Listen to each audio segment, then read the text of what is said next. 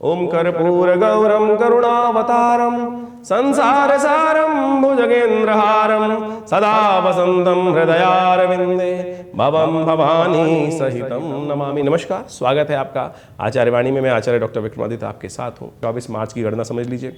उस दिन चतुर्दशी तिथि है और विशेष तौर पर ग्रह गणना विशेष तौर पर दिखा रही है रविवार का अवसर। कन्या में चंद्रमा का पदार्पण हो रहा है, ये भी आपके अनुकूल रहेगा, चिंता ना कीजिएगा। अच्छे योग बनते दिखाई दे रहे हैं। लेकिन साथ साथ एक बात का ध्यान रखें, इस दिन होलिका दहन है, साथ साथ सत्यनारायण व्रत भी इस दिन किया जाएगा। ये तो उपाय हो गए, लेकिन ग्रह गणना आपके लिए अनुकूल है, ये हमने आपको बता दी। लेकिन भद्रा विद्यमान है, इस बात का ध्यान रखिएगा। सुबह 9:55 से लेकर करीब करीब रात्रि में 11:17 तक रहेगी। तो होलिका दहन इस समय में मत कीजिएगा। अज्ञानता में बहुत सारे लोग कर देंगे और कई लोग चले भी जाएंगे वहाँ पर। अगर ऐसे में आप वहाँ जाकर आहुति दें, आपने कुछ लकड़ी समिधा वहाँ पे उपस्थित करी है, तो अशुभ के भागी आप भी बन सकते हैं। ध्यान रखिएगा। तो आप भद्रा के उपरांत, भद्रांते होली को दहन होना चाहिए। इस बात का कई लोग कहते हैं भद्रा पुच्छ काल में भी हो जाता है, लेकिन वो अपवाद है। लेकिन इस बार जो योग बन रहा है वो भद्रा के उपरांत ही बन रहा है। तो भद्रा के उपरांत ही आपको होलिका का दहन करने का प्रयास करना चाहिए। होलिका एक विशेष यज्ञ होता है। इसमें समस्त अलाएँ बलाएँ दुष्ट प्रवृत्ति की जितनी भी चीज़ होती हैं, दुंडा नाम की राक्षसी होती है, उसका संहार किया जाता है। हमारे को जीवन में जो कष्ट होता है, नेगेटिव भाव होता है, उन सबको कष्ट दूर करने का योग बनता है। तो तुला राशि वालों, विशेष तौर पर आपकी वृश्चिक राशि वालों के लिए बता रहे हैं, तो एक काम कीजिएगा, एक गुड़ की डेली घर में रखिएगा और जितने आपके जातक हैं, घर में लोग हैं, उन सब के सिर पे से अलग अलग गुड़ की दली वार कर ओम बटुक भैरव जी का ध्यान करते हुए, हनुमान जी का ध्यान करते हुए उसको उस होलिका में दहन कर दीजिएगा। रात्रि में 11:17 के बाद ही जलाइएगा होली। इस बात का ध्यान रखते हुए कार्य करेंगे तो बहुत सुंदर रहेगा। होलाष्टक भी समाप्त हो जाएंगे इसके बाद और घर के कष्ट भी दूर करने का सुंदर अवसर रहेगा आपके लिए। तो आप इसका लाभ ले सकते हैं। सुंदर तरीके से समझते हुए कार्य करने का आपको प्रयास करना चाहिए।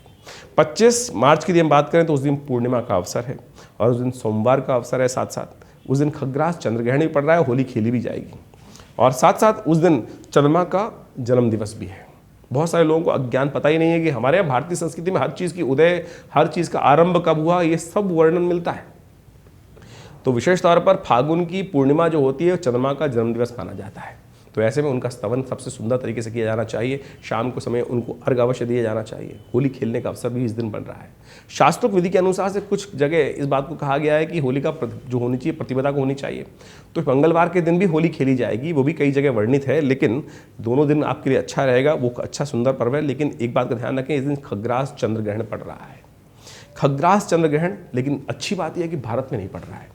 ऐसे में ग्रहों की युति खराब है। चंद्रमा शनि की और मंगल की युति चल रही है, बृहस्पति की और साथ साथ जो आप मान के चलें राहु की और सूर्य की युति चल रही है, अनहोनी का योग बना रही है। और ऐसे में खग्रास चंद्रग्रहण जिन क्षेत्रों में पड़ेगा उनके लिए आने वाले समय में भयानक विपदाएं, प्राकृतिक आपदाएं, आतंकवादी घटनाएं, विस्फोटक घटनाएं पड़ने के योग बन सकते हैं। तो ध्यान रखें आपके मनोमस्तिष्क में भी उसका नेगेटिव प्रभाव ना हो। तो उसके लिए खास उपाय जो हम बताएंगे, अलग से वीडियो बनाएंगे, उसको आप समझते हुए कीजिएगा तो अच्छा रहेगा। कल्याणकारी योग बनते दिखाई देंगे और इन सब चीज़ों को समझते हुए कार्य करें।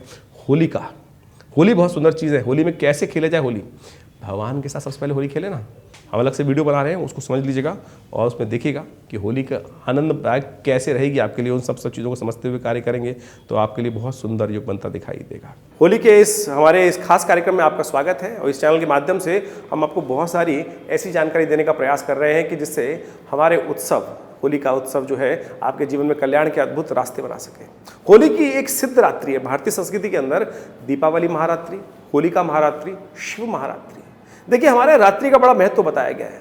कहा गया है जो जागत है सो पावत है, जो सोवत है सो खोवत है।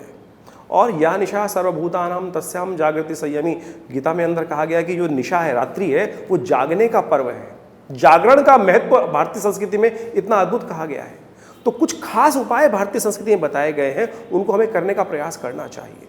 देखिए होलिका महारात्रि, दीपावली महारात्रि, नवरात्र, ये सब के साथ रात्रि जुड़ी हुई है। जन्माष्टमी का भी उत्सव जो है वो रात्रि मनाए जाते हैं। नवरात्र का उत्सव भी रात्रि में बनाने का महत्व बताया गया। हम दिन में अपनी पूजा पाठ करके रात्रि में फिर सो जाते हैं। तो जागरण की रात्रि, मुहूर्त रात्रि है। कारण समझे कि वो रात्रि के समय आपका मन शांत होता है, प्रकृति शांत होती है, कोई और परेशानी नहीं होती, बहुत सारे कार्य नहीं चल रहे होते। दिन में आप पूजा करने बैठेंगे तो पता नहीं मन इधर भागेगा उधर भागेगा, तो ना तो पूजा पाठ हो पाती है, ना कोई कार्य हो पाता है। और एक बात सिद्धांत तौर पर मान लीजिए कि भाग्यम फलति सर्वत्र न च विद्या न च पौरुषम।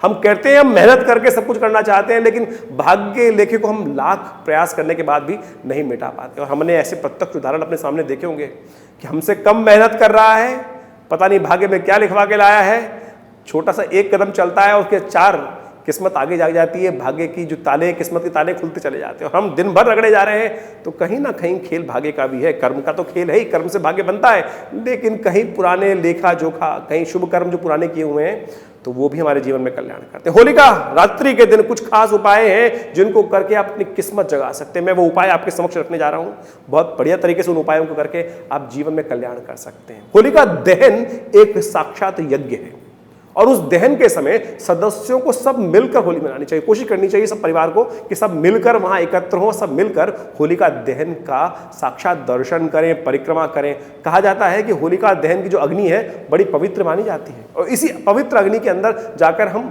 क्या करते हैं, अग्नि को वहां पर नवान्न भक्षण समर्पित करते हैं। कहा जाता है होलिका दहन में चना, मटर, गेहूं की बाली आदि अग्नि में समर्पित करनी चाहिए और उसके बाद अग्नि की 7 या 3 अपनी श्रद्धा के अनुसार से परिक्रमा करनी चाहिए। 7 कर सके तो बहुत ही अच्छी है और उसके बाद उससे इस कर्म को कर लेने से और उसके बाद उस नवान्न अक्षण भक्षण के जो अन्न को प्रसाद रूप में घर में ले जाने से घर में शुभता आती है। देखिए आजकल तो कोविड का महाकाल चल रहा था ना, पूरे विश्व में भयावह स्थिति बनी हुई है और ऐसे में हमें कहा जाता है कि अग्नि में बहुत कुछ डालने से कल्याण के मार्ग पड़ते हैं। तो आप कोशिश कर लें, 2 चीजें मैं आपको बता देता हूँ, उसको डाल लेंगे तो कल्याण के योग बनेंगे, बहुत वातावरण शुद्ध होगा।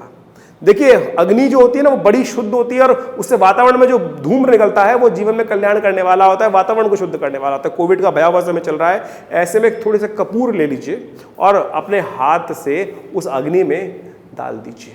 उससे क्या होगा, वातावरण शुद्ध हो जाएगा और साथ साथ उसका प्रभाव जो पड़ेगा, हम इसके ऊपर एक बहुत जबरदस्त रिसर्च है।